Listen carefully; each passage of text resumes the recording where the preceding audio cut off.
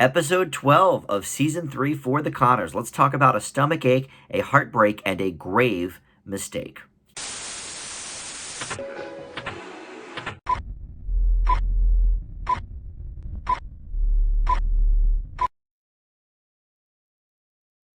Hey everybody, Dan here. This is Dan Reviews It. Welcome to my channel and the Connors review for the latest episode, number 12 now for Season 3, a stomach ache, a heartbreak, and a grave mistake. They don't always do the rhyming episode titles, but they have been doing a lot of the three-topic titles lately on the Connors, so we're going to get into all of this, going to talk about the episode and give a review, but before we get there, if you are new to the channel, welcome to Dan Reviews It. I have a ton of Connors and Roseanne related reviews here on the channel, and feel free to explore my other stuff as well. I do a lot of movie reviews, weekly TV reviews as well. So let's get into this week's show.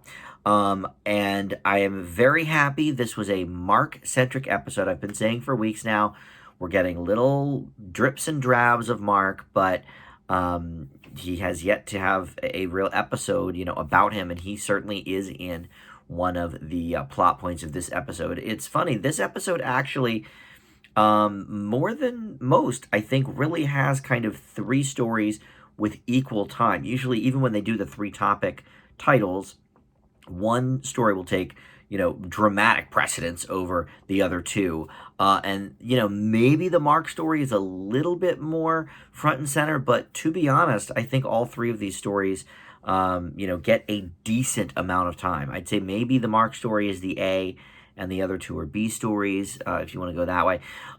So one thing I have been thinking about with Mark, and actually Mary and Harris as well, the kids on the show, of course, Harris is now an adult, so she's not really a kid. But I was sort of wondering if working during COVID time is, harder for the younger kids on the show, and so they can only appear, so often. And they're, a lot of these episodes lately, Harris, Mark, and Mary have only been in like one scene. So I was thinking, I don't know, maybe they shot a whole bunch of those scenes at once.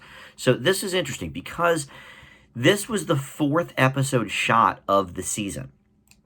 And the first few episodes, especially the Halloween episode, which was episode number 2 that we saw, it was the 7th one produced. But most of those, episodes that were heavier on Mark and Harris aired earlier in the season, or if nothing else, were filmed earlier in the season. So I'm not sure if maybe, California changed filming requirements or something when COVID got worse, around Christmas time. I'm not sure, but this was clearly shot, way back when, which is interesting because it was actually shot before the episode where they introduce Harris's boyfriend. And in this episode, as we'll talk about, Harris and her boyfriend break up. So, they shot these scenes before he was even introduced to the family. So it's all out of whack a little bit, but these are two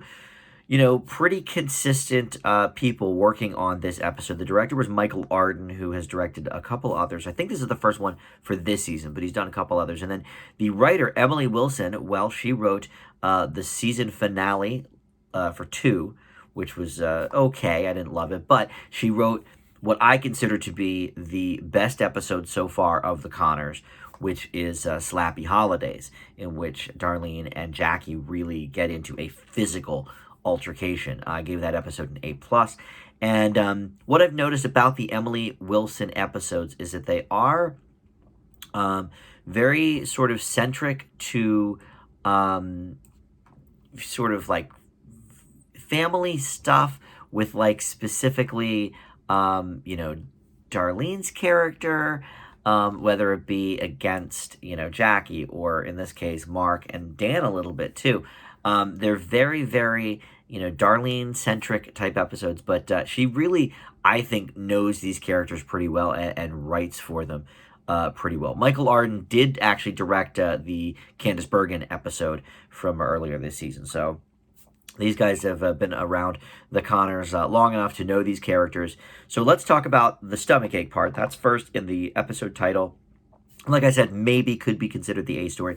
So Mark finds out that one of his teachers, in fact, one of the gym teachers, I guess, or maybe his coach in basketball, has COVID.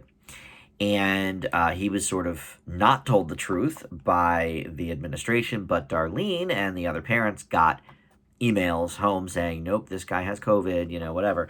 So it had become a breakfast ritual for Darlene and Mark to kind of go back and forth about news stories with COVID in mind and sort of scary stuff, but, making light of it and saying that they deal with things in humor, which of course is true. We know this from the Roseanne history. But Dan had a little bit of an issue with that and said, look, there's an impressionable child here that you're really, all doom and gloom all the time is not a good idea for Mark. You should probably knock it off. And Darlene's like, look, I know my kid. I know how he deals with things. Da, da, da, da. So it turns out, maybe she doesn't. Mark ends up having to go to the ER with these grave stomach pains, and he's very worried that it's COVID. And so they have a FaceTime meeting with the doctor, who says, no, it's not COVID. That's fine. We've also ruled out some of the other stuff that comes with frequent stomach aches like IBS. And Darlene said, what do you mean, frequent stomach aches? This is the first time Mark's had a stomach ache. No. Turns out for weeks now, Mark has been, really sort of tied up in knots about COVID and other things. And even the doctor points out, look, these kids have been in COVID for a year now. Da, da, da, da, da. And it's interesting that this was the 4th episode produced of the season, which means it had to be recorded like in September, maybe October. Because at that point, the COVID thing had only been really 5 months. Well, maybe longer than that, I guess, October, maybe 6 or 7 months by then. But how did they know that really a year on we would still be dealing with this? Maybe it was pretty easy to see because all the states kept messing up and all of this, and I won't get into the politics of it all, but maybe it was pretty obvious that it would still be going on in March. But in any event, it turns out that was sort of weighing heavily on Mark, the fact that it's been almost a year now of this. And so Darlene has a nice little conversation with him in the bedroom saying, look, I will try and do better. We don't have to talk about this stuff anymore.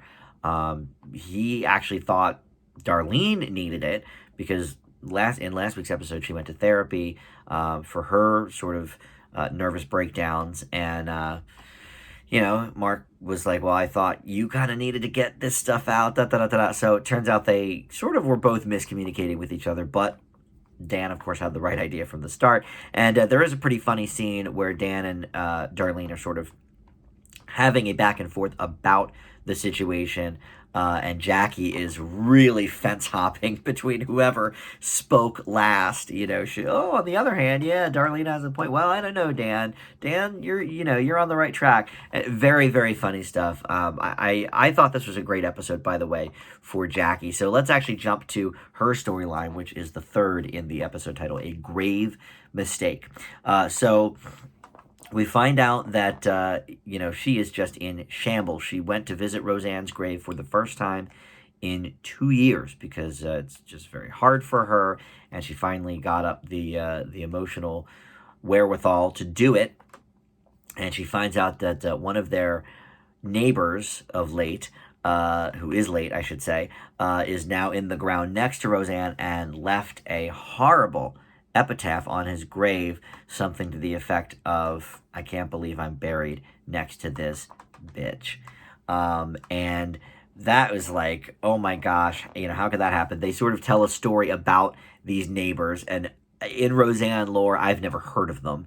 I don't remember them from the original series, and that's fine. We didn't really know most of their neighbors anyway, except for like the Bowmans, and they were only there for a couple years. But this is there's Snowball wanting to join the conversation for all you cat lovers out there that like to see my cats. But anyway, we have not heard of these neighbors. They're basically new to the canon of Roseanne. But it was a funny story anyway about stealing their trash and whatnot. So Anyway, she meets with the director of the graveyard, who is played by Patton Oswalt. Again, they do the stupid mask thing. I hate it. Where they enter the scene with masks and then they take them off to talk. What's interesting about that is Jackie actually was talking through her mask for the first half of that scene and then took it off, proving that we can hear the people through the masks and it's fine. Like, I don't, it's just so weird to me that they keep doing that. And like I said, this episode was filmed in the fall, but they just did it last week on the episode, and that was the most recent episode they produced. So it's been a part of this thread for a while. But anyway, she at the end of the episode gets it cleared up in a great joke, one of the best jokes I think maybe of the whole season, where she says, "Oh yeah, I'm gonna have Roseanne moved," and Harris goes, "Oh, I feel bad for the person that's going to be next to this guy now with that epitaph." And Jackie says, "Oh yeah, my mom's gonna hate it," and I thought that was a great punchline. And then the middle portion of the episode, a heartbreak. So this is about Harris's new boyfriend Josh, who was introduced in a January episode, and he's rich. He likes to protest, and they were sort of digging up some dirt on him in that episode about how he sort of has a different girl for each cause of the protesting and stuff. And anyway, he was ghosting her. So Becky, I don't know how to feel about this plotline because I thought it was funny. But it seems a little out of character these days for Becky because Becky, since she is a mother now and she is sober, she seems a little more grounded. But I got a lot of laughs at this episode with this storyline. So I'm not quite positive how to feel about it, but I decided that I like it. She basically encourages Harris to, go ahead and go to this dude, confront him, and figure out what his deal is. But before that, Becky actually was sort of stalking him from a tree. She's watching Ferris Bueller on this enormous TV that they had through their window. I mean, it's funny. It's a funny concept to think about. We didn't see that scene, of course, but she told us about it. And then her and Harris go over to confront this Josh dude and try to break the mailbox. And there's this very interesting exchange between Harris and Josh, which I think is so beyond realistic. It's sad that it happens. I've certainly had it happen to me where one person is far more into the other person, and so they confront them and say, "Look, da da da da da. This has been hurting my feelings. You've ghosted me. I was, really into you. I thought we had something," and the other person's like, "Well, nope. You were wrong. We didn't. I don't really care. Goodbye. Are we done now?" Kind of thing. And I think he actually says that, or he either says that, or "Are we good?" or something. And it's just like you want to wring his neck, but look, that certainly happens. And it's very sad when it happens because one person just simply doesn't care. And nothing you do or say is going to matter in that case. And you're the one with the heartbreak. So I thought that was written very well, even though most of it was played for laughs with a sort of fatal attraction bent that Becky was trying to force on Harris. But I think it was that particular scene with her exchange with Josh. I thought was very very well done. I really liked it. So overall, I liked this episode a lot. Again, we don't see DJ, of course. He's absent as always. I don't know why he continues to be in the credits. But we also didn't see Ben in this episode, which is always kind of a bummer, since he is in the opening credits as well these days. We didn't see Katie Seagal either, and she's not in the credits, but we always like seeing a good Louise every now and then. But I am very happy that we finally got a Mark episode. I wouldn't say, like I said, it was sort of maybe a slight A story and then two Bs. But you could also make I didn't sit there with a stopwatch, but you could also make the claim that the three stories really do get about the same amount of time each. I think each one gets 3 scenes or so. So time-wise, I'm not sure, but it seemed like it. But, one for Harris, who we also haven't seen too much of this season. One for Mark, which we've seen even less of this season. And then one for Jackie, who, Jackie has not had a lot of storylines of her own this season. Her and Dan both, I mentioned this, I think, last week. Her and Dan have both been on the sidelines for a lot of things, and we've had some comedy certainly at their expense. But other than, the occasional storyline with one of them, it's been, I would say, mostly, Darlene and Ben and Becky, and Jackie sort of appears and she has, little bits here and there, but the last time we had like a full Jackie story, I mean, maybe you could say the one where she was trying to get on Jeopardy a couple episodes ago, where she was like doing the test, but again, that was more like just comic relief Jackie. This was a pretty emotional storyline. And I like that they addressed as well why they would put such an awful thing on a grave. The Patton Oswalt character actually explains the reasoning behind that, and I was glad they did that. So I think this is a very sharply written episode. I think there was enough storyline to go around for each person. I didn't feel cheated with any of these stories. I didn't think any of them deserved a whole 23 minutes. I think 7 or 8 minutes devoted to each story is just fine here. And I thought it was very, very satisfying. And I thought it was pretty funny too. The emotional stuff I would say that I liked the most was really that conversation between Harris and Josh, and Jackie kind of being up in arms about the grave. The Mark and Darlene stuff was fine, but I think we've seen better, more well-written emotional scenes, certainly this season, if not, in the show overall. But I'm glad that we saw Mark and a lot of him. It's great stuff. And for, all intents and purposes, at the end of the day, for a comedy show, and granted, they usually do veer into some real topics here on Roseanne and the Connors. They always have. But for a show to just tackle COVID head-on like this, that is not a hospital show. I know Grey's Anatomy has done a whole storyline with it. It's not a hospital show. It's not Superstore. Superstore is another one that makes sense that they would have sort of a through line this season with COVID. But, they're not, I think, going to this well too often because there aren't really any comedy shows doing COVID storylines. Blackish a little bit, but really not many. So for us to keep getting hammered home with COVID type storylines, I think it actually works really well because guess what? COVID's still, here. The pandemic is still here. A lot of people are still out of work, in many different avenues. So I love that they're still incorporating COVID storylines. It wasn't just like at the beginning of the season, oh, okay, yep, COVID's here. We'll open Wellman Plastics back up. Well, guess what, girls? Now it's, you're at Wellman, the end. We won't talk about COVID anymore. Every episode, there's people in masks here. I don't like the way they handle it with the pulling down of the masks to speak, but we see COVID, we see the pandemic leaving its mark all over this season. And I really, truly appreciate that. So, listen, I thought this was a very, very good episode.